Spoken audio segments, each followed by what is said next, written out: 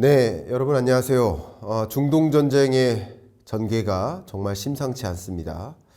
얼마 전까지만 해도 전쟁이 끝날 것처럼 곧 종전 휴전될 것처럼 기대를 했었다가 또 전쟁 종료에 대한 기대감이 또 사그라들고 있는 모습이에요. 그 사그라들고 있는 모습은 역시 호르무즈 해협 역봉쇄 조치, 이것이 세계 경제에 엄청난 파장을 주는데, 그 호르무즈 해협 역봉쇄의 의도는 무엇인지, 트럼프 대통령의 숨은 속내는 무엇인지, 그리고 그러니까 표면적인 의도도 있고 숨은 속내가 있을 겁니다.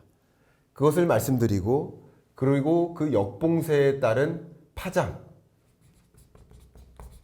이 부분을 여러분께 말씀드리려 합니다. 근데 그에 앞서 여러분들께 한번 이 중동 전쟁의 전개를 정리해드리고 말씀을 드려야 될 것 같은데요. 제가 이 칠판 앞에 선 게 딱 한 달 전인 것 같아요. 2월 말에 유럽에서 제 MWC 참석 때문에 있을 때 소위 중동 전쟁이 발발했고, 제 즉시 분석으로 여러분들께 말씀을 드려왔었는데, 중동 전쟁의 전개가 단기전으로 끝나느냐 장기전으로 끝나느냐, 그 여부에 따라서 시장의 흐름이 달라질 수 있다라는 말씀을 그동안 드려왔었죠. 그동안에 들었었던 말씀을 그냥 한 단어로 이렇게 축약을 한다면 시나리오를 짜야 된다. 왜 계속 시나리오 하느냐? 우리가 전쟁의 전개는 전망할 수가 없어요. 전쟁이 언제 끝날지 여러분 말씀하실 수 있어요? 그럼 말씀 나눌 수가 없어요. 계속 똑같은 말씀 드렸던 게, 전쟁 언제 끝나요? 라는 질문을 하실 때마다 그럼 부채도사께 여쭤보셔라. 그럼 전쟁의 경과를 전망할 수 있는 사람은 아무도 없다. 그러니까 우리는 어떤 과제가 등장한다. 계속 똑같은 말씀 드렸는데 ready to react. 대응해야 된다. 대응하기 위해서는 준비하여야 되는데, 그 준비가 시나리오를 짜는 거죠. 세 가지 시나리오를 들었지만 그냥 단기전으로 끝난다, 아니면 장기전으로 끝난다, 이렇게 축약을 해보겠습니다. 4월 안에 단기전으로만 끝나면 그동안에 가져왔었던 금융시장의 대혼란, 예를 들면 국채금리 급등, 지금 일본 국채금리도 10년물 국채금리 기준으로 29년 만에 최고치를 기록합니다. 국제유가가 급등하고요. 당연히 자산 가치를 끌어내리죠. 이런 일들이 계속 나타나죠. 금융시장의 혼란이에요. 근데 만약에 단기전으로만 끝나고 4월 안에 종식이 되면 실물 경제에 영향을 줍니다. 왜 안 주겠습니까? 주겠지만 단기전으로만 끝난다면 금융시장의 혼란으로만 멈출 텐데, 이게 4월까지 안 끝나고 5월을 향해 간다면, 그리고 마치 러우 전쟁처럼요. 러우 전쟁이 4년 2개월째 지속되고 있습니다. 22년 2월에 시작됐으니까요. 러우 전쟁처럼 장기화된다. 장기전으로 간다. 그럼 당연히 실물 경제적 충격을 주겠죠. 단기적인 금융시장 충격을 주고 다시 제자리로 가고 실물 경제적 충격은 최소화될 수 있겠죠. 그래서 정말 하루빨리, 지금 제가 여러분께 또 칠판 앞에 섰지만 이 강의를 찍고 있는 이 순간에 전쟁이 종식되길 바라는 마음이에요. 그런데 이 시나리오를 결정해야 되는데 시나리오를 지금 예단할 수 없다. 왜 그러냐면 미국 입장과 이란 입장을 한번 생각해 보세요. 가장 중요한 과제가 뭡니까? 미국의 주장, 이란의 주장, 양측이 대립되어서 지금 협상이 결렬되게 되는 가장 중요한 과제가 뭐예요? 서로 요구 조건을 들어줄 수 없는 거. 그게 바로 한 단어. 핵이에요, 핵. 한마디로. 핵 프로그램을 멈춰라. 왜냐하면 미국 입장에서는 지금 전쟁의 당위성, 표면적인 이유를 핵제재 때문에 이란을 공격할 수밖에 없다. 이란이 지금 수천만 명을 지금 사살하고 있는 거 아니냐. 사살할 가능성을 키우는 거 아니냐. 그러니까 내가 수천만 명의 혹은 뭐 수십억의 인류를 위해서 공헌하고 있는 것이다. 당위적인 것이다. 정당한 것이다. 라고 이야기를 했고, 그게 적어도 트럼프 대통령이 세계의 대통령은 아니잖아. 미국의 대통령이잖아요. 그럼 3억 5천만 유권자들을 가리켜서 내가 이렇게 훌륭한 리더십을 갖고 있는 인물이다.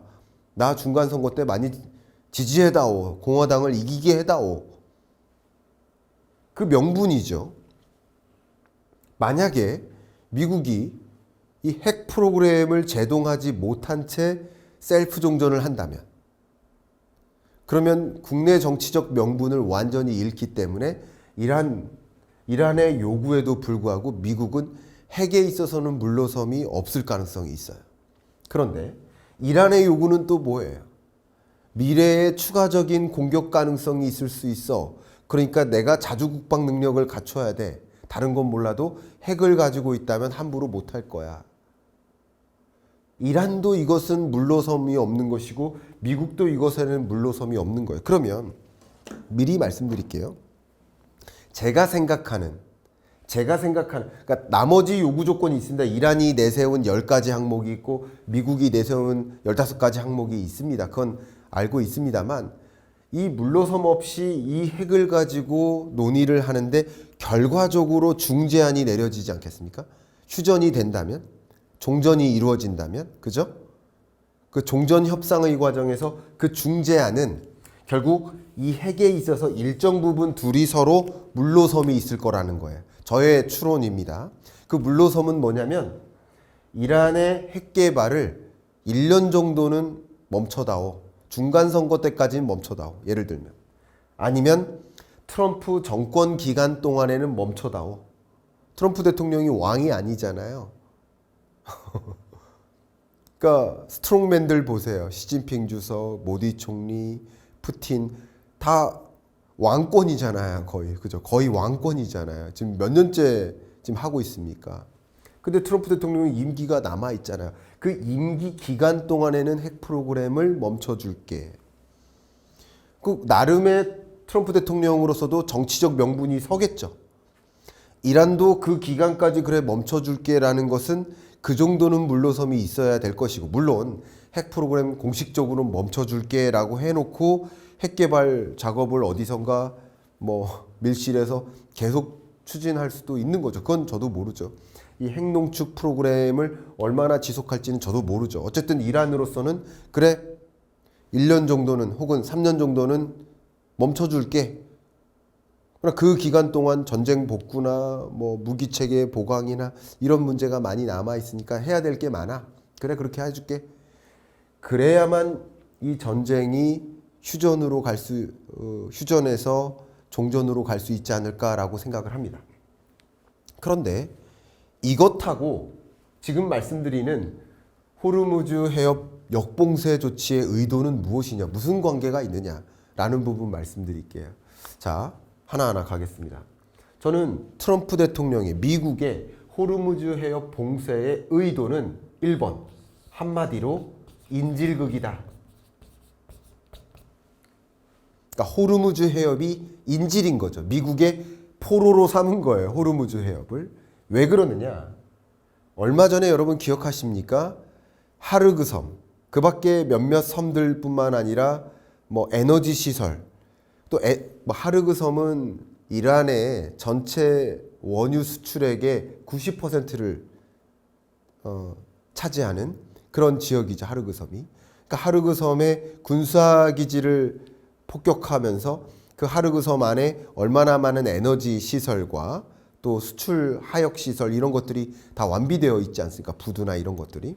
그러니까 이 하르그 섬뿐만 아니라 하르그 섬에서 이 유조선에 원유를 실어서 전 세계에 이제 수출을 하는 것인데, 그 인질극을 삼았다는 것은 호르무즈 해협을 봉쇄함으로써 결과적으로 하루에 250만 배럴 정도? 만 배럴? 정도의, 그러니까 원래 이란이 전쟁 전 단계에 말이죠. 연간 원유 수출 규모를 보면 한 85조 정도. 24년 기준입니다. 85조 정도 됩니다.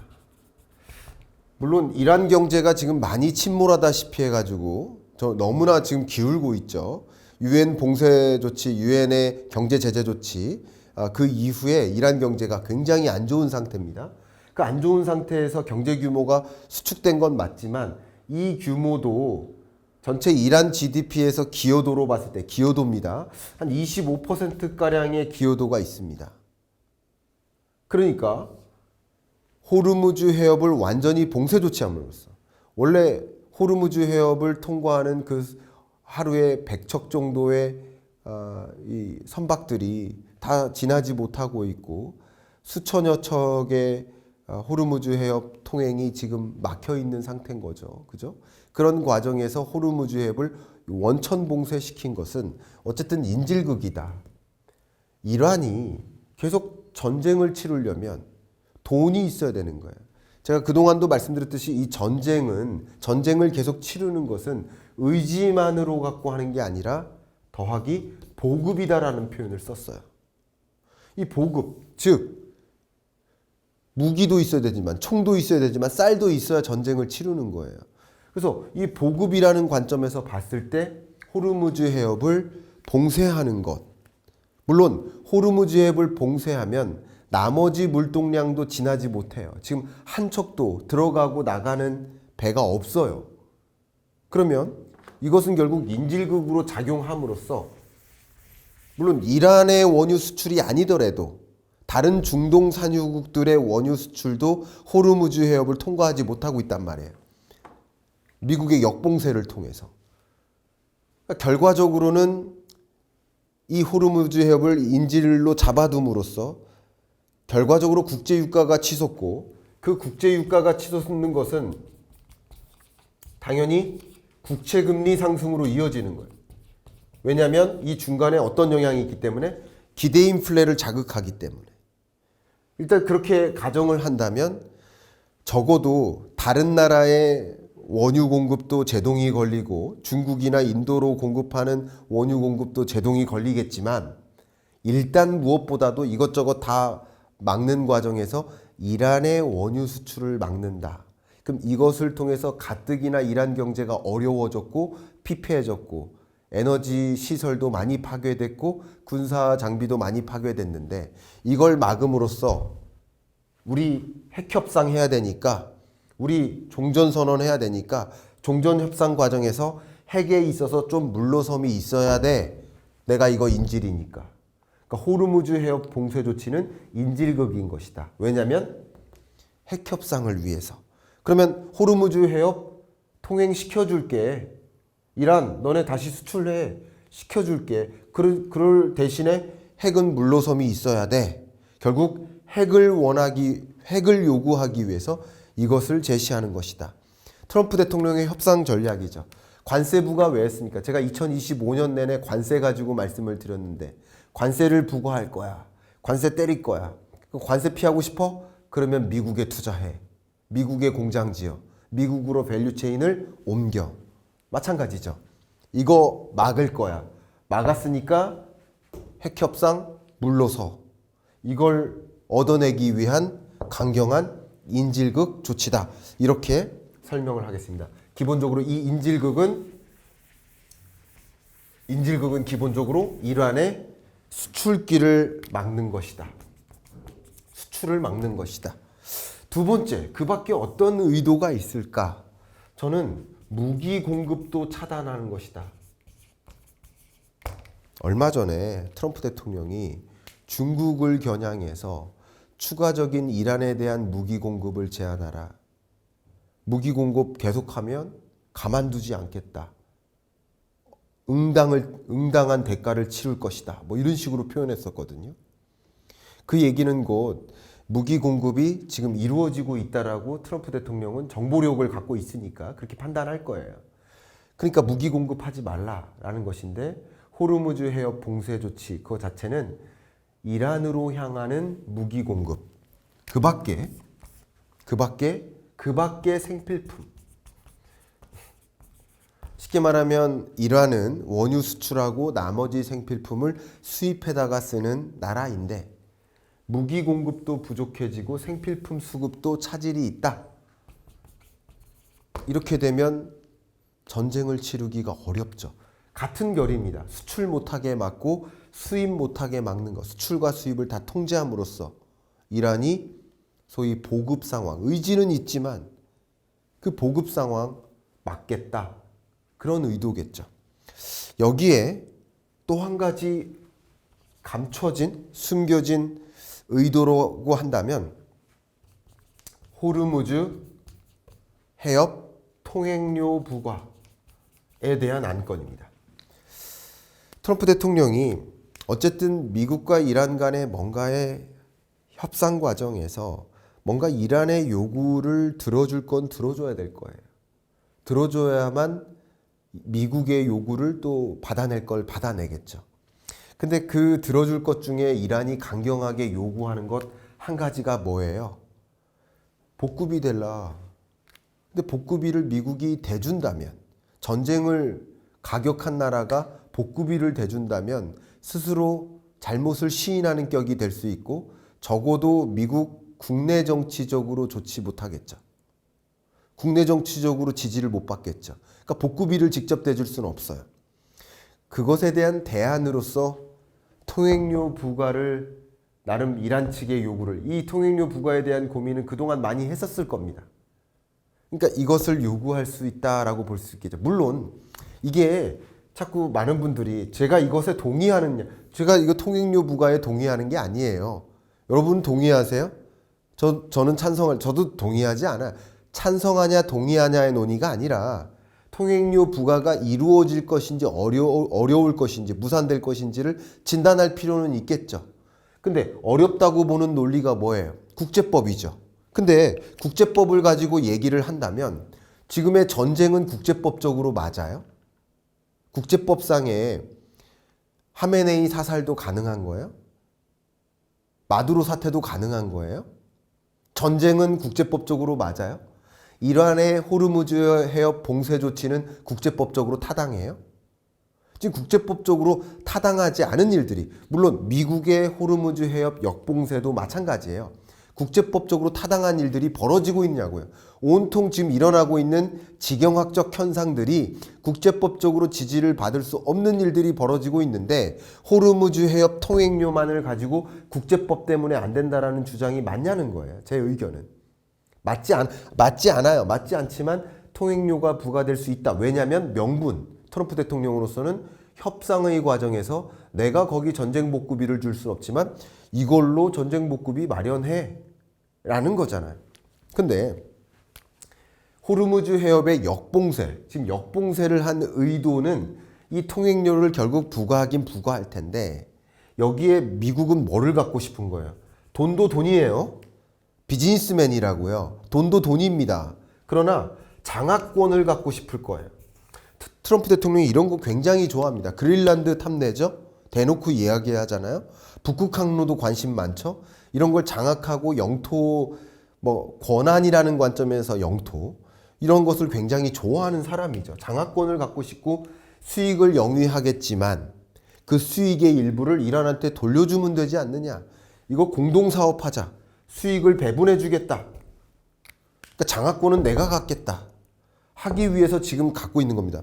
호르무즈 해협이 얼마나 좁습니까? 좁은 항로 아닙니까? 그 항로에 미국 해군 군함과 이란의 군대가 배치된 상태로 있다면 얼마나 불안할까요? 서로 간의 군함을 요격하면 천문학적인 재정도 손실이 있겠지만 전쟁에 대한 어떤 경계감, 그 위험도, 지정학적 리스크의 정도, 이게 훨씬 더 고조되겠죠. 근거리에 있는 거예요. 해협에서. 상대국 진영과. 그러니까 이게 굉장히 지정학적 긴장감을 고조시키는 요인인데 그럼에도 불구하고 왜 호르무즈 해협을 역봉쇄하는가에 대한 의견인 겁니다. 여기에 중요한 것은 이건 의도고요. 그 파장이 무엇일까를 좀 정리해야 되는데 그 파장은 저는 이란의 대응입니다. 첫 번째, 바브엘 만데브. 그러니까 홍해를 봉쇄 조치하는 것. 물론 이란 혁명수비대는 호르무즈 해협을 봉쇄하는 조치를 취하지만 후티 반군, 예멘 후티 반군은 굳이 따지면 이란하고 한편은 아니에요. 한편은 아니지만 적은 내 편이다라는 표현이 있잖아요. 이란의 적도 미국이고 후티 반군의 적도 미국이니까 지금 전략적으로 동맹 관계가 형성될 수 있고 같이 뭔가 방향성을 같이 하는 것이 있기 때문에 후티 반군이 홍해를 봉쇄하는 바브엘만데브 해협을 봉쇄하는 근데 호르무즈 해협하고 바브엘만데브 해협을 같이 봉쇄시킨다면 그러면 호르무즈 해협을 통과하는 원유가 세계 원유의 20%, 바브엘만데브 해협을 통과하는 원유가 세계 원유의 10%, 합하면 30%가 봉쇄 조치되니까 국제 유가 급등 조치로 갈 수 있겠죠. 이것은 어마어마한 문제입니다. 그리고 더군다나 이 바브엘만데브 해협 같은 경우는 발음하기 굉장히 어렵네요.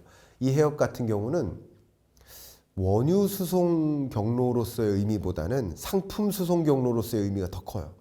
그러니까 호르무즈 해협은 원유 수송로로서의 의미가 더 크고요. 바브엘만데브 해협은 상품 수송로로서의 가치가 더 큰데 결국 여기를 조치를 취한다. 봉쇄 조치를 한다라는 것은 이란의 대응이죠. 그래서 이란이 홍해를 막는다. 홍해 봉쇄를 한다.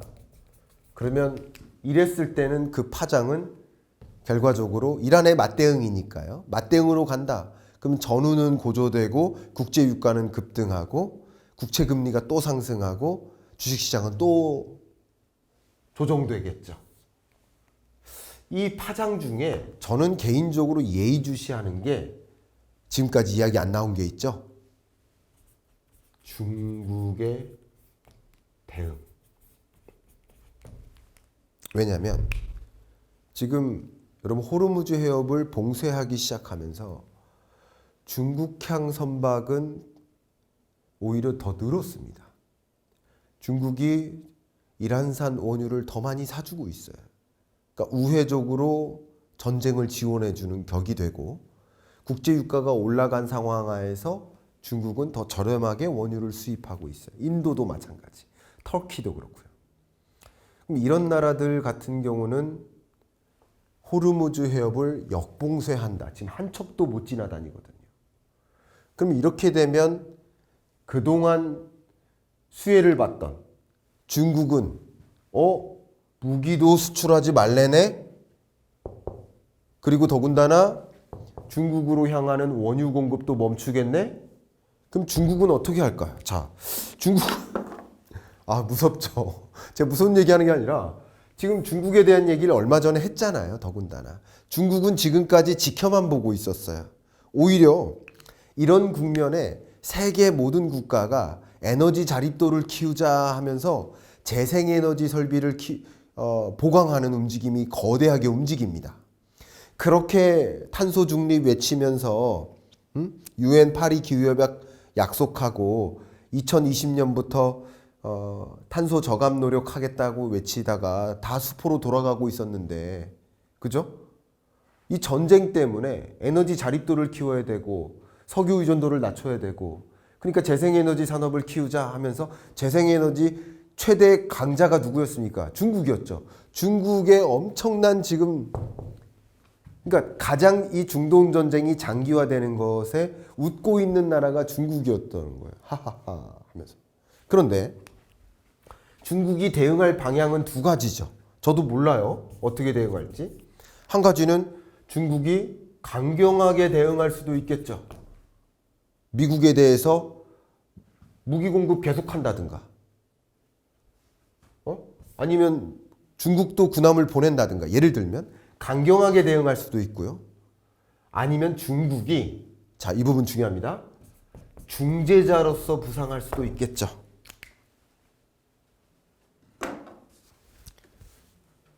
그러니까 중국이 그동안 호르무즈 해협 봉쇄 이후에 오히려 수혜를 많이 받고 더 저렴한 가격에 국제 유가 대비 더 저렴한 가격에 이란산 원유를 수입해다가 썼고 위안화로 결제 많이 늘리고 있고 좋은데, 여기서 중국이 중재자로 나선다면 미국 입장에서는 이걸 원하는 거겠죠.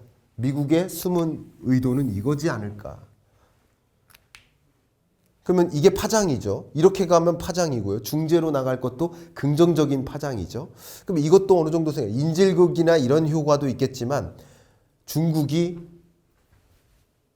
중재자로서 이러한 그 정도면 많이 먹었다.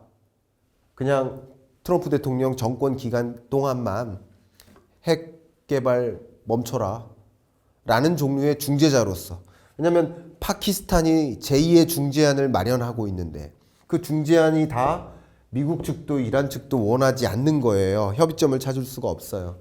근데 중국이 중재안을 만들고 중재 국가로서 자리한다면 지정학적으로서 의미가 굉장히 커집니다.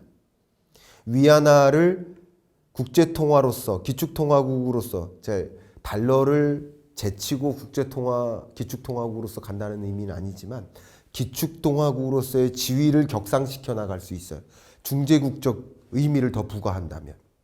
그 중재국으로서의 지위를 갖고 그러면서 많은 국가들에게 재생에너지 또 그 밖에 뭐 글로벌 밸류체인 이런 역할을 계속하면서 경제적인 수혜를 계속 보는 중재국으로서 중재를 하고 중재국으로서 지위를 갖고자 하는 시진핑의 의도에도 충족이 됩니다. 이렇게 나설 가능성보다는 중재자로서 나설 가능성이 많다. 중국도 중재자로서 기능을 하고 그것으로서 실질적인 실리를 많이 가져가겠다는 의도를 많이 갖고 있으니까 결국 호르무즈 해협 역봉쇄의 의도는 여기에 달려있다.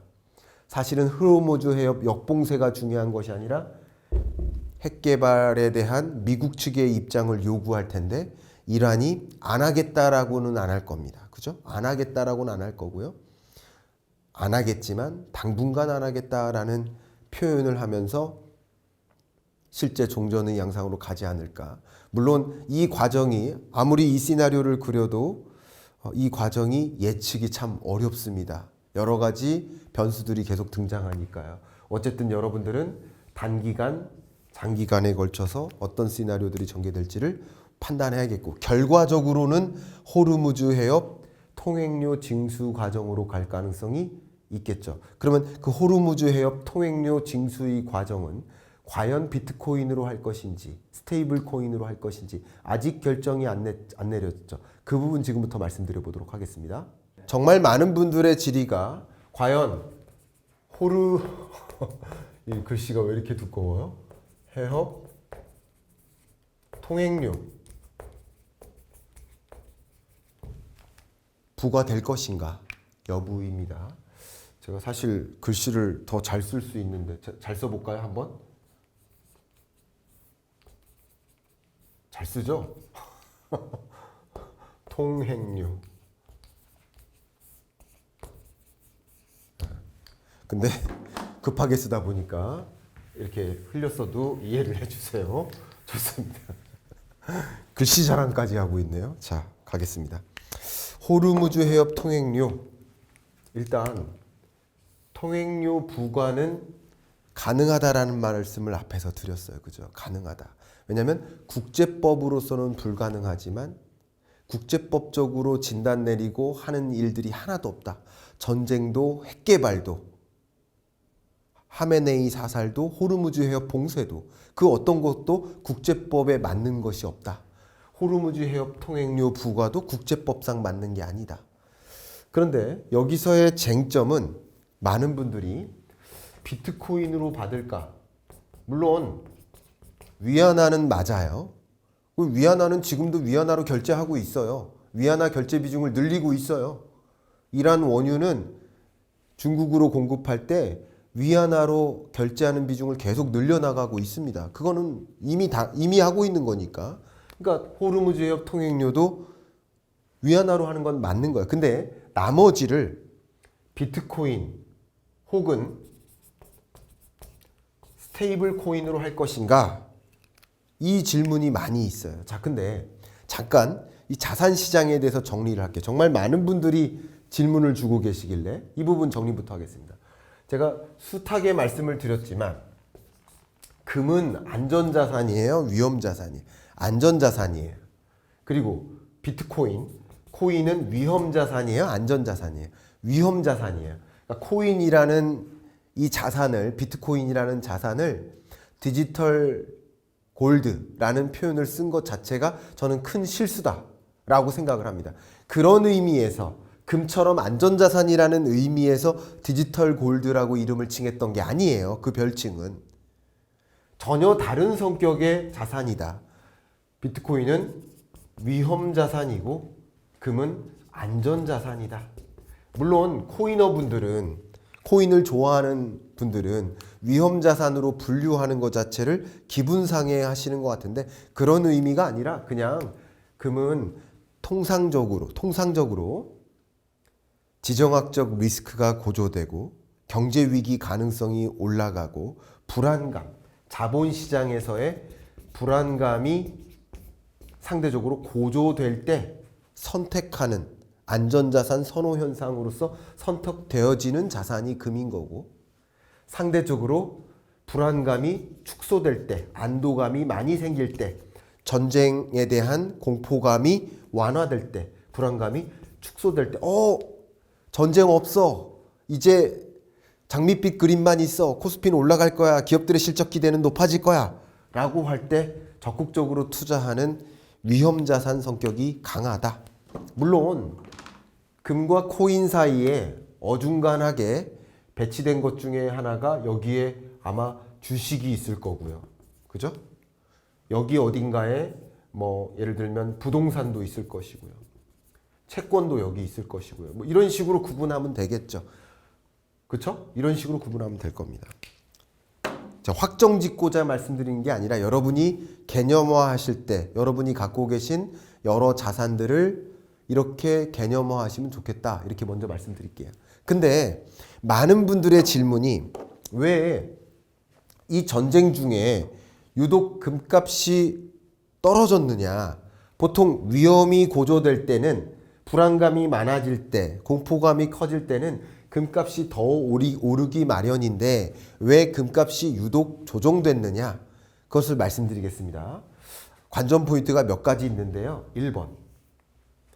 금이라는 안전자산은 통상 공포감이나 위험도 이런 게 고조될 때 안전자산으로 갖고 있을 거야 하는 성향이 발휘되면서 금으로 바꾸는 움직임이 일어나요. 전운이 고조될 때. 그러니까 제가 말씀드리는 것은 전운이 고조될 때지 실제 전쟁이 일어날 때가 아니에요. 그러니까 금이라는 자산은 상대적으로 그 전쟁에 대한 공포감이 지속될 때인데 실제 전쟁으로 이어진다 하면 금마저도 의문을 품어요. 통상. 이것은 실제 전쟁이 일어나기 전 단계에서는 금 가격이 올라가는 과정이었죠. 근데 올라가는 과정이었지만 실제 중동 전쟁이 일어난 이후에는 금 가격이 조정세로 바뀌었죠. 그 이유가 실제 전쟁이 거대하게 일어났기 때문이다. 이게 한 가지고요. 이거 한 가지로만 가격이 결정되면 누구나 예측이 가능하겠죠. 그러나 몇 가지 포인트들을 더 말씀드리겠습니다. 실제 전쟁, 그러니까 전운, 전쟁에 대한 공포감, 전쟁 촉발될 것 같아 조마조마해. 미중 간에 막 갈등이 고조되고 있어. 상호 관세 부과하고 관세를 높일 것 같고 중국이 맞보복할 것 같아. 이런 것들은 공포감인 거예요. 그렇죠? 그럼 공포감이냐 아니면 정말 말 그대로 전쟁 그 자체냐. 이건 좀 다른 개념이에요. 두 번째요. 역시 지금 이 금은요. 유독 금 가격 자체가 너무 높게 평가됐었어요. 가장 많이, 가장 빠르게 올랐던 자산이죠. 금이. 그러니까 아무래도 이 전쟁이라는 것이 있을 때 대거 이 자산 시장이 폭락할 때 유독 많이 오른 영역이 더 조정된 경향도 있죠. 이것도 이유가 됩니다. 세 번째, 이게 저는 가장 중요한 것 같은데요. 유독 이 중동 전쟁은 무엇보다도 국제 유가 상승으로 이어지고 국제 유가 상승은 기대 인플레를 자극하고 그 기대 인플레 자극은 금리 인상으로 이어진다라는 생각을 많이 하죠. 맞아요. 그게 반영된 게 국채 금리죠.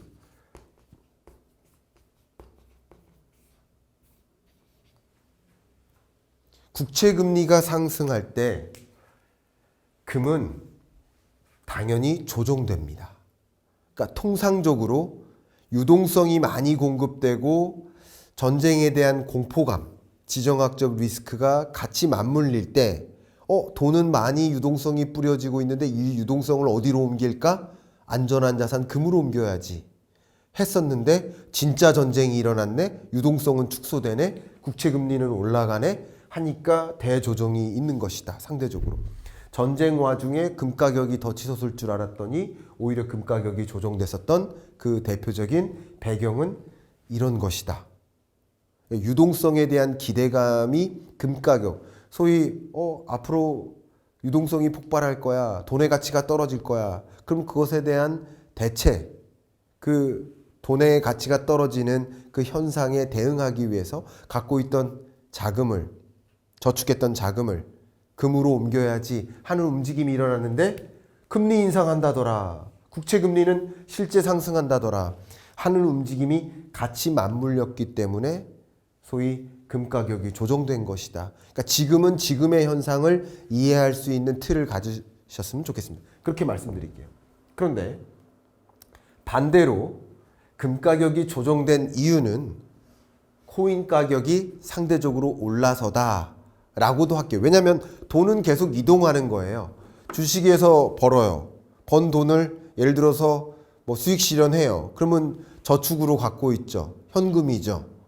그럼 현금으로 갖고 있던 돈을 뭐 부동산으로 바꿀 수도 있고 코인으로 바꿀 수도 있고 코인으로 번 돈을 또 이쪽으로 바꿀 수도 있고 이게 돈의 이동이에요. 돈의 이동은 계속 일어나요. 근데 금을 팔고 다른 것을 갖고 있는 거잖아요. 그게 코인이었던 거죠. 왜냐하면 세계 주식시장의 중동전쟁 이후에 주가의 조정을 고려해 봤을 때 금 가격의 조정을 고려했을 때 나머지 자산 가치에 비해서 코인 가격은 오히려 올랐거든요.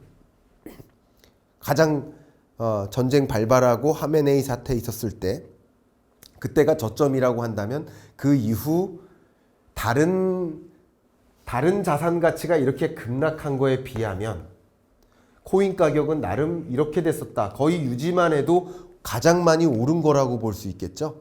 상대적인 거예요. 그런 관점에서 코인 가격이 올랐다. 그럼 코인 가격은 왜 올랐을까? 그 부분을 한번 정리할게요. 첫 번째 이유는요. 두 가지인데요. 크게는 두 가지고요. 세 가지도 추정을 합니다. 근데 첫 번째는 중동 전쟁 중에 오일 머니가 특히 리알화 가치가 급락하고요. 중동 머니가 다 환율이 돈의 가치가 떨어지는 거예요. 그리고 달러 그리고 금뿐만 아니라 안전자산 하면 달러가 있는데 이때 금이 조정된 것이 유일한 안전자산은 금이야라고 판단했었어요. 왜냐하면 달러 인덱스로 봤을 때 금 가격은 이미 치솟았었고 중동전쟁 직전에 달러는 떨어져 있었거든요. 달러 가치가 많이 떨어져 있었거든요. 그러니까 중동전쟁 발발 이후에 돈의 이동이 이렇게 일어났었던 거예요. 상대적으로. 달러 선호 현상. 그러니까 유일한 안전자산은 달러야 이렇게 생각했던 거죠. 달러로 몰렸던 이유 중에 하나는 중동의 오일머니들이 대거 달러를 선호했던 거예요. 금이 아니라. 그런 현상이 있었는데 또 한 가지는 돈을 안전하게 지켜야 되겠어. 특히 이란이 대표적입니다. 경제 제재 대상이고 스위프트망에 제재를 받고 있고 동결 자산도 상당하고 이런 것을 고려한다면 나는 비트코인으로 갖고 있자. 그러니까 전쟁 이후에 리알화 가치가 더 급락하고 코인을 전쟁 이후 안전수단으로서 채택하는 거죠. 전쟁 이후에. 이런 이유로 코인 가격이 오른 거예요. 코인 수급적인 관점이에요. 이건 수급적인 관점. 두 번째, 제도적인 관점.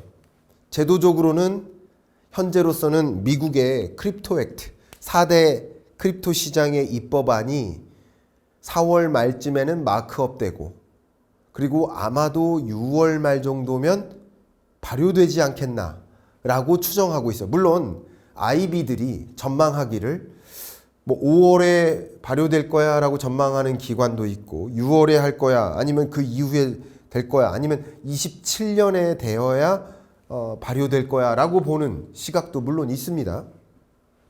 그러나 그것을 대중들의 마음 혹은 코인 투자자들의 마음이라고 생각해 본다면 그 IB들의 전망치의 평균치가 발효 시점이겠죠. 그래서 지금 입법됐고 입법안이 마크업되고 발효되는 그 과정, 그래서 소위 크립토 액트에 대한 기대감, 이 제도적인 개편안이 작용했을 것이다라고 판단을 또 한 가지 합니다. 역시 아까 금 가격이 왜 전쟁 이후 더 추락했느냐라는 것을 말씀드렸을 때 전쟁 직전까지 가장 많이 급락했었던 그 자산, 주식, 부동산, 코인 등등을 나열했을 때 코인 가격에 상대적인 저평가가 있었죠. 근데 이게 하나의 이유였다라고 말씀을 드립니다. 이런 이유에서 코인 가격이 더 떨어지지 않고 상승하고 있다. 이렇게 말씀드리는데 여기서 끝내면 안 되겠죠. 제가 생각하는 건 한 가지는 호르무즈 해협 통행료 징수에 대한 가능성, 이 4번 때문에 이 통행료,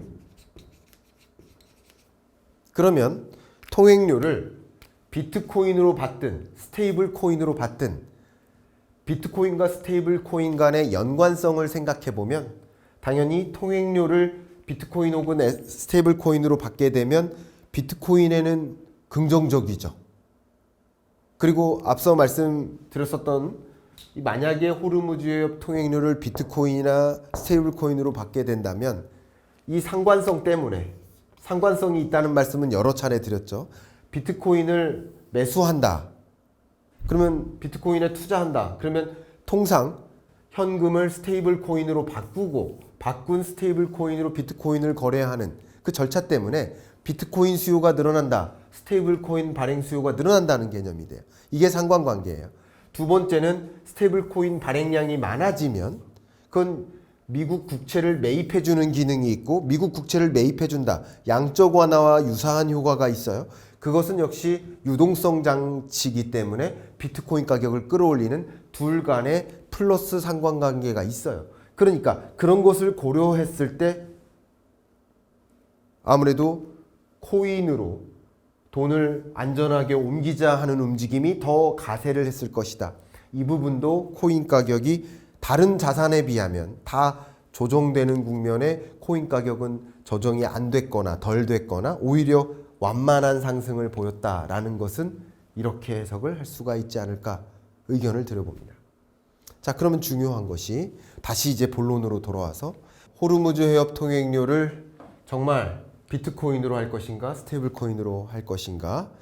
초반에는 스테이블 코인으로 블룸버그 기사가 났었어요. 호르무즈 해협 통행료 스테이블 코인으로 부과하는 방향으로. 그리고 이틀 정도 지난 다음에 비트코인으로 할 것처럼 또 기사가 나왔었어요. 외신들이. 그러다가 아예 협상이 결렬되면서 통행료가 또 원점에 도달했죠. 근데 제가 지금 이어서 쭉 강의를 하고 있잖아요. 쭉 강의를 하고 있는데 지금 말씀드리고 싶은 것은 그 호르무즈 해협 통행료 둘 중에 무엇으로 할까? 저도 궁금합니다. 그런데 어쨌든 의견을 드려보도록 하겠습니다.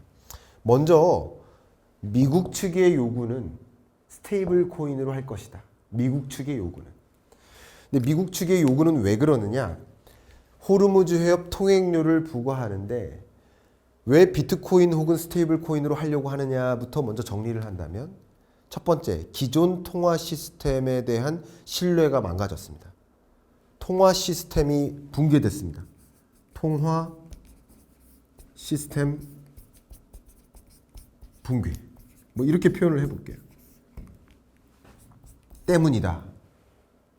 일단 자국 통화부터 말씀드리면 이러한 물가 상승률이 최근 한 5년 동안 40%를 넘어요.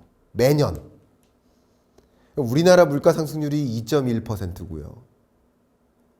미국 물가 상승률이 2.5%고요. 중동전쟁 전 단계에.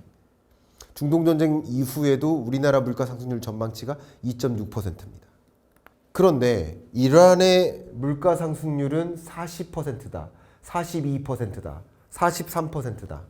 그리고 그 40몇 %라는 그 통계는 IMF 통계입니다. IMF Statistics 통계를 가지고 여러분께 분석해서 드린 겁니다.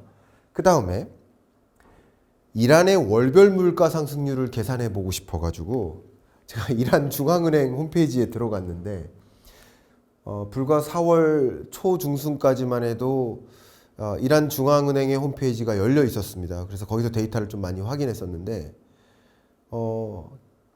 협상 결렬 이후 이란 중앙은행 홈페이지에 가니까 이란 중앙은행이 두 가지 영문 표현이 있는데 Bank of Iran 이렇게 된 표현도 하고요. 이란의 공식 명칭이 이슬람 공화국이잖아요. 그래서 Islamic Republic of Iran. 그래서 Bank of Islamic Republic of Iran 이렇게 표현합니다. 어쨌든 너무 디테일한가요? TMI. 자, 어쨌든 이란 중앙은행 홈페이지가 지금 막혀 있습니다. 이게 셧다운된 건지 대외 접속이 불가능하게 막아놓은 건지 저도 모르겠습니다. 뭐 전쟁 중의 국가니까 중앙은행에서의 데이터를 대외적으로 공개하는 게 그렇게 유리한 건 아닐 수도 있으니까. 왜냐하면 자국 경제 상황이 얼마나 순탄치 않음을 여실히 보여주고 있거든요.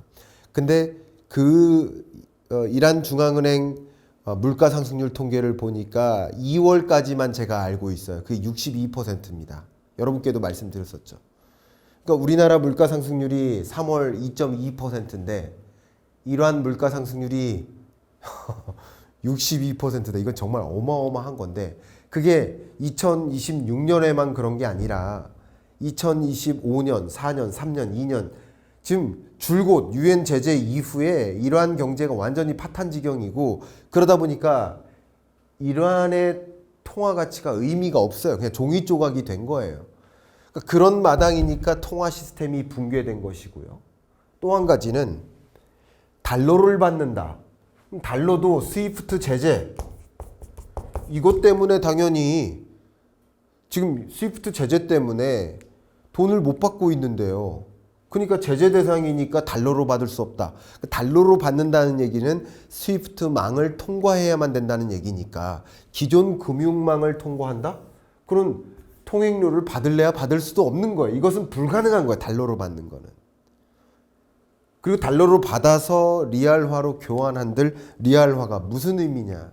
그러니까 기존 통화로부터 벗어나겠다라는 움직임이 이미 있는 것이고 그리고 통화 시스템이 붕괴됐다라는 말씀 이 관점에서 왜 그러면 비트코인 스테이블 코인이냐라는 답변이 된 것 같아요. 그죠? 그 밖에 지금 이란이 동결 자산 규모가 상당합니다. 이 동결 자산 규모가 있을까요? 물론 이것도 다양한 외신을 통해서 제 접속한 데이터를 이제 추계를 해 보니까 분분해요. 근데 호르무즈 해협 통행료 걷어서 받을 수 있는 수익이 연간 한 140조 정도 된다라고 추산을 합니다. 그러면 이란이 오일 수출해서 버는 돈, 한 해 오일 수출해서 번 돈이 한 85조예요. 24년 기준으로. 그걸 넘어서요. 이건 작은 돈이 아니라는 거죠. 그러니까 호르무즈 해협 통행료를 받고 싶다라는 이란의 의지가 물론 통행료를 정말 1배럴당 1달러로 할 것인지 그리고 그게 최대치인지 왜냐하면 그 호르무즈 해협 통행료를 받는 그 기준을 등급을 1단계에서 5단계까지 나눈다는 거잖아요. 지금까지 논의된 바로는. 근데 당연히 1등급은 누구겠어요? 1등급은 중국이겠죠. 중국이나 인도나 파키스탄이나 이런 나라들이겠죠. 이런 나라들은 프리패스 하겠다라는 거잖아요. 그죠? 그러지 않겠습니까? 통행료를. 근데 5등급 같은 나라는 뭐 엄청나게 받겠다. 그게 1배럴당 1달러일 수도 있으니까 등급별로 어떻게 가격을 매길 것이고 각 등급별로 원유 수출량, 공급량, 유동성량 그게 얼마큼인지를 판단해야 되겠죠. 그것에 따라서 이 기준이 달라질 거예요. 그죠? 그리고 실제 호르무즈 해협의 통행료를 부과할 때 모든 선박이 호르무즈 해협을 기존처럼 똑같이 하루에 100척에서 140척 정도 통과할 것인가? 아닐 수도 있거든요. 다른 노선을 생각한다든가. 우리나라도 중장기적으로 에너지 수급처를 중동산 원유가 아닌 다변화를 그림 그리고 있으니까 우리나라로 향하는 유조선 수도 줄어들 가능성이 높죠. 호르무즈 해협이 아닌 다른 원유 수급을 더 많이 늘려나갈 것이니까. 그러니까 이런 관점에서 본다면 아직도 알 수는 없습니다. 그러나 어쨌든 이 동결자산 말씀드렸는데 동결자산도 대략 140조 원으로 추산하고 있습니다. 그러니까 이런 것을 놓고 봤을 때 기존의 통화 시스템 하에 이걸 부과받을 수 있을까? 아니죠. 그러니까 비트코인 또는 위안화는 당연히 스위프트망을 통과하지 않고 CIPS라는 중국식 금융망을 통과하니까 문제가 없죠. 근데 위안화로 결제하는 거 그대로 하고 나머지는 비트코인이나 스테이블 코인으로 하겠다라는 거죠. 근데 여기서 당연히 미국 측의 요구는 스테이블 코인이겠죠. 그러니까 최초의 논의는 스테이블 코인으로 기사가 났었던 겁니다. 왜? 제가 그동안 말씀 많이 드렸듯이 스테이블 코인은 미국 입장에서 국채 매입처로서의 기능을 한다라는 말씀을 드렸죠. 왜냐하면 스테이블 코인은 가장 중요한 기능이 국채 매입처로서의 기능을 한다. 특히 미국 국채 발행 중에 장기채, 중기채, 단기채로 구분을 한다면 그 단기채를 T-빌라고 하는데 이 단기채 매입 기능으로서는 다른 예를 들어 일본이 갖고 있는 단기채가 1등인데 그거보다 스테이블 코인 발행업체가 매입해온 국채 매입액이 더 많아요. 이미. 지금도요. 그러니까 국채 매입처로서의 기능을 한다. 그러니까 만약에 호르무즈 해협 통행료를 미국 입장에서 이란에게 징수받아라 라고 해주는 것은 내가 지금 복구비를 줄 수는 없지 않느냐. 국내 정치 명분이 안 되잖아. 그러니까 내가 해줄 수는 없다. 근데 나름의 협상 과정에서는 핵 관련 핵 프로그램을 종료한다든가 하는 요구를 받아내기 위해서 나름 이란 측의 요구를 들어줄 건 들어줘야 되는데 그 들어주는 것이 지금 이란이 항복이 아니지 않습니까? 항복이 아닌 이상 이란 측의 요구를 어느 정도 들어줘야만 종전 협상이 빨리 체결될 수 있으니까 들어줄 건 들어주겠다. 근데 전비를 내가 주진 않겠다. 그 복구비를 내가 주진 않겠다. 너가 호르무즈 해협 통행료를 받아라. 그리고 동결자산도 내가 풀어주면 되지 않느냐. 스위프트망 배제했던 거 다시 풀어주면 되지 않느냐. 이런 겁니다. 대신 트럼프 대통령 입장에서 스테이블 코인으로만 결제케 한다면 나쁠 일이 별로 없어 보이죠. 왜냐하면 미국 국채 매입처로서 엄청나게 작동할 거고 스테이블 코인과 비트코인과의 상관성을 고려한다면 비트코인 가격, 크립토 프레지던트로서의 역량을 충분히 발휘할 수 있죠. 어쨌든 26년 하반기에 중간선거를 앞두고 엄청난 유동성을 공급하고자 하는 의지를 갖고 있지만 국제 유가마저 상승하고 금리 인하는 아예 날아간 수단이 돼버리니까 오로지 가동할 수 있는 수단은 스테이블 코인 하나 남은 상황인데 호르무즈 해협에서 통행료를 스테이블 코인으로 결제한다. Why not? 국채 매입처로서의 기능 너무 좋죠.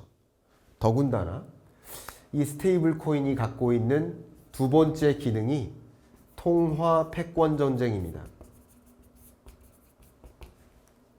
그러니까 스테이블 코인은 화폐인 거예요. 근데 달러 스테이블 코인은 달러인 거예요. 그러면 달러 스테이블 코인이 더 많이 확산한다.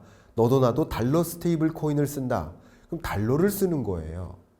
그러니까 달러의 보급을 강화하기 위해서 지폐, 기존의 화폐 방식이 아닌 디지털 화폐 방식을 차용하는 거죠. 그러니까 달러의 보급인 겁니다. 달러의 확산입니다. 그러니까 통화 패권적 지위를 유지하기 위해서. 왜? 통행료를 중국 같은 경우는 위안화로 낼 거고 중국과 동맹국적 지위를 갖고 있는 그런 나라들은 어쨌든 위안화로 통행료를 낼 가능성이 있겠죠. 중국과 1대1로 사업을 같이 하고자 하는 그런 국가들도 마찬가지죠. 그런데 그 밖에 미국과 우호적인 관계에 있는 나라들은 달러 스테이블 코인으로 결제하게 만들 가능성이 있죠. 이렇기 때문에 미국 측의 요구는 이거였을 겁니다. 그런데 여기서의 결격 사유는 뭐냐? 결격 사유는 스테이블 코인으로 결제할 경우 그럼 발행 정지하면 어떡하지? 이미 테더나 서클이 이란향 스테이블 코인 발행을 차단한 바가 있거든요. 기사가 이미 나 있습니다. 그러니까 역시 스위프트망 배제 조치가 있었던 것처럼 그리고 동결 자산 규모가 이만큼 있었던 것처럼 스테이블 코인으로 하게 될 경우 여전히 미국의 통제권 하에 놓이게 될 수 있다라는 우려를 할 수 있죠. 그렇기 때문에 스테이블 코인이 아니라 비트코인으로 하자 하는 움직임으로 될 가능성이 높다.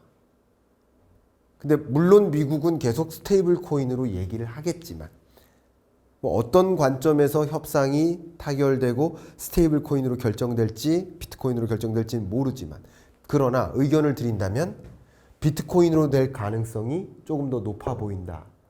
그리고 비트코인으로 되든 스테이블 코인으로 되든 비트코인으로 되는 한이 있어도 비트코인 가격 상승과 스테이블 코인 발행량 증대로 이어질 수 있고요.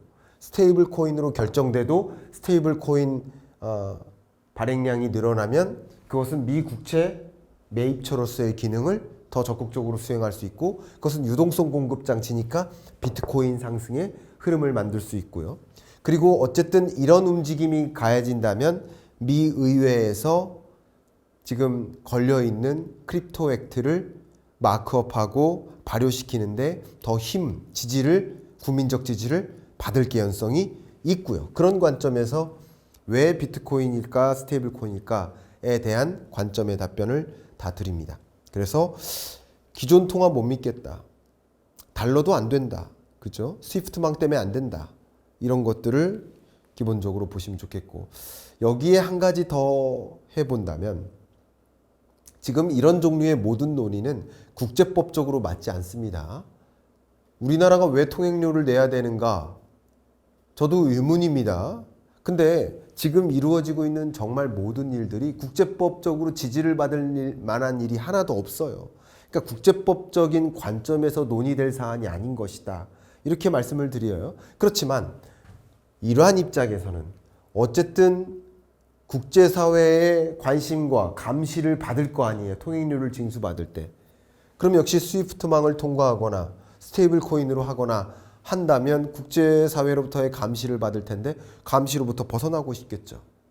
그런 관점에서 의견을 드려본다면 저의 의견은 비트코인이다. 감시를 받고 싶지 않기 때문에 라고 의견을 드립니다. 자, 이런 결에서 기본적으로 이 호르무즈 해협 통행료가 부과되면 많은 분들이 걱정하는 것, 제가 걱정하는 것은 이게 선례로 남는다, 안 좋은 선례로 남는다. 그러면 이 안 좋은 선례가 남겨지면 다른 말라카 해협은요, 터키시 트레이스는 어떻게 해요? 수많은 그 초크 포인트들이 있는데 그 초크 포인트들도 나도 이 선례가 있으니까 통행료 받을래. 우리 지금 해상로 왜 통과해? 우리도 통행료 받을래. 우리 항공로 통행료 받을래. 영해, 영공 이 통행료 없도록 하는 것이 국제법인데 국제법을 무시한 사례가 있으니까 우리도 통행료 받을래. 그리고 통행료 한번 주어지면 통행료를 세팅하는 게 어렵지 통행료를 올리는 건 쉬운 일 아니겠습니까? 그럼 기본적으로 해상 운임 자체가 올라가요. 그러면 기조적으로 인플레이션을 야기할 수 있다는 우려가 되죠. 그래서 이 파장, 호르무즈 해협 통행료 부과에 어떤 숨은 의도가 있지만 거기에 따라서 나타날 그 가장 큰 파장, 그것은 인플레이션입니다. 바로 첫 번째가 인플레고요. 그럼 인플레는 항상 그렇지 않아도 국제유가가 올라가고 지정학적 긴장감이 고조되고 그러면 아무래도 인플레를 야기할 가능성이 높고, 그러면 이렇게 해상 운임이 올라가면, 물론 호르무즈 해협 단건만 가지고 본다면 1배럴당 1달러니까 전쟁 이후에 국제 유가가 얼마나 치솟았습니까? 65달러에서 120달러까지 치솟은 거 아닙니까? 그러니까 1배럴당 1달러가 그렇게 중요한 건 아닐지 모르지만, 호르무즈 해협 봉쇄가 아니라 그 밖에 나머지 초크 포인트들이 연달아서 통행료를 부과하고 한다면 해상 운임이 올라가고, 그것은 어쨌든 기조적으로 물가를 끌어올리는 요인이 될 것이다. 글로벌 인플레 압력이 작용될 것이다. 라는 판단을 해봅니다. 두 번째는요. 그렇게 여기저기서, 그러니까 호르무즈 해협 통과를 하지 말아야지, 호르무즈 해협 통과를 해야지 하는 국가도 있겠지만, 호르무즈 해협으로부터 원유를 수입한다든가 하는 조치를 하는 국가들도 있지만, 오히려 우리 같은 경우는 호르무즈 해협을 통해서 중동산 원유를 사오는 것보다는 다른 나라에서 원유를 사오는 게 나을 것 같아 라는 지금 파급 영향입니다. 원유 수급처의 다양화. 그런데 이 원유 수급 다양화는 비단 이 호르무즈 해협 봉쇄 조치 혹은 통행료 부과 때문만이 아니라, 이런 중동 전쟁을 겪고 중동산 원유에 대한 전적인 의존도가 높은 나라들이 원유 수급을 다양화해야겠다라는 정책적 의사결정, 국제 의제를 남겨요. 국가적 의제를 남겨요. 그러니까 원유 수급 다양화 조치를 단행할 가능성이 높죠.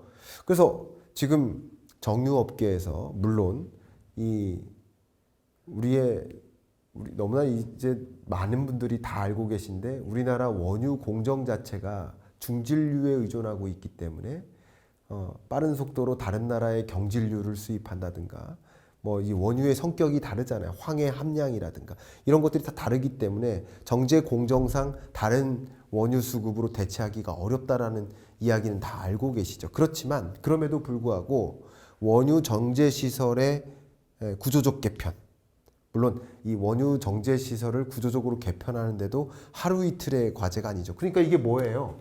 지금 말씀드리는 게 호르무즈 해협 통행료 부과가 가져올 구조적 변화인 거예요. 구조적으로 어떻게 될 것인가. 그러니까 원유 수급이 다양화될 수밖에 없겠다라고 말씀드리고, 이것은 결국 뭐를 노리고 있는 거냐. 얼마 전에 트럼프 대통령이 대국민 연설을 하면서 호르무즈 해협 거기서 원유 갖고 오는 나라들, 이용하는 국가들이 알아서 해결하라, 한국도 포함된 거죠 라고 얘기를 했죠. 트럼프 대통령이 이어서 뭐라고 얘기합니까? 그러면 미국에서 수입하면 되지 않느냐. 미국산 원유 수출 기회는 많아진다. 그러니까 호르무즈 해협 통행료 부과와 봉쇄 조치, 이 중동 전쟁으로 인해 세계 주요국들의 국정 과제가 원유 수급 다양화를 고려하게 됐고, 그리고 더군다나 관세 문제, 관세 압박하면서 미국의 요구가 뭐였어요? 무역 균형을 만들어 달라. 그 무역 균형은 한국의 대미 수출액이 한국의 대미 수입액보다 많다는 거잖아요. 그럼 어떻게 하면 균형을 만들어요? 미국으로부터 수입액을 늘리면 되잖아요. 그럼 뭐를 수입하면 돼요? 원유를 수입하면 되죠. 그러니까 원유를 수입해서 정제하는 그런 설비 공정 자체를 만들어라 라는 것이죠. 혹은 미국에서 원유 정제 시설을 확충하라. 밸류체인 자체를 옮기고 미국에서 원유 정제 공정 자체를 마무리한 다음에 석유 제품만 수입해다 쓰면 되는 거 아니냐라는 미국 측의 요구가 담길 수도 있겠죠. 그게 관세 전쟁이었던 거예요. 근데 이게 중동 전쟁과 맞물리면서 미국산 원유 수출이 기회가 더 많아진다. 근데 제가 이미 통계를 보여드렸었는데, 우리나라의 원유 수입액 중에 미국산 원유가 차지하는 비중, 금액 기준입니다. 금액 기준으로 2016년 당시 0.2%였습니다. 0.2%.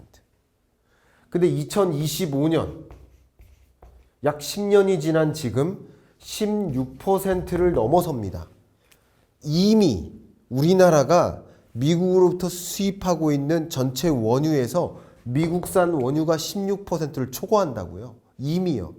그 구체적인 이야기는 경익남 시그니처 240화에서 그 통계나 자료들을 확인하시길 바라고, 오늘은 칠판 강의니까 칠판에서 말씀을 이렇게 드리겠습니다. 16%를 넘어섰습니다. 그러니까 앞으로도 이걸 더 늘려나가라는 것이죠. 그게 우리나라 입장에서는 원유 수급 다양화, 원자재 수급처 다변화라는 개념이 되겠죠. 결과적으로는 인플레를 야기하고 원유 수급 다양화라는 조치가 취해질 수 있고, 이게 결과적으로는 또 하나 지경학적으로 세계가 분분하게 분포될 수 있겠다. 이게 지경학적 분절화까지 이어지죠. 제가 지경학적 분절화에 대한 이야기는 여기서 그만 멈추도록 하겠습니다. 아마 이렇게 제가 한번 정리를 했는데요.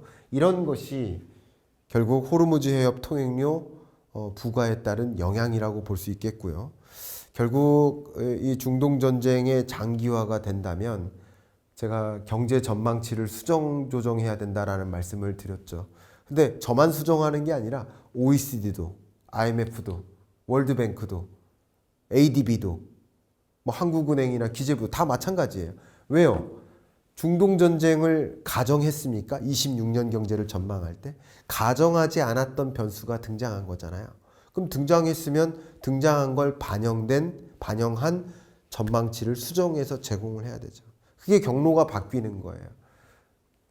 물가의 경로가 바뀌고 경기의 경로가 바뀐다.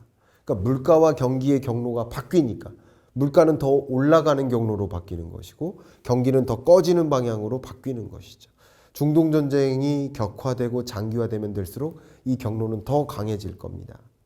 그러면 이 두 가지는 금리의 경로를 또 바꿔놔요. 이 두 가지가. 그게 자본시장의 경로를 바꿔놓을 수 있죠. 그래서 중동 전쟁이 4월을 넘어서 장기화된다면 금리의 경로를 완전히, 지금 금리의 경로가 바뀔 거야, 바뀔까봐 걱정돼, 이렇게 생각하고 있는 정도잖아요. 시장에서는요.